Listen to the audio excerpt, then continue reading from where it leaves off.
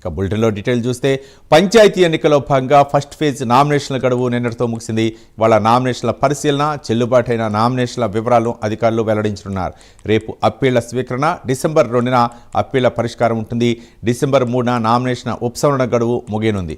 అదే రోజు పోటీలో ఉన్న అభ్యర్థుల వివరాలు వెల్లడిస్తారు. వచ్చే నెల 11న పోలింగ్, ఓట్ల లెక్కింపు, ఉప సర్పంచి ఎన్నిక ఉంటుందని అధికారులు తెలిపారు.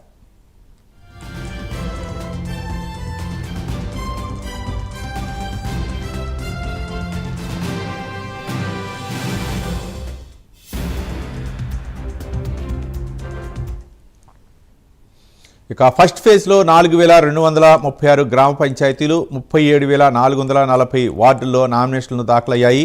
రేపటి నుంచి డిసెంబర్ 2 వరకు రెండో విడత ఎన్నికల నామినేషన్లు స్వీకరించనున్నారు.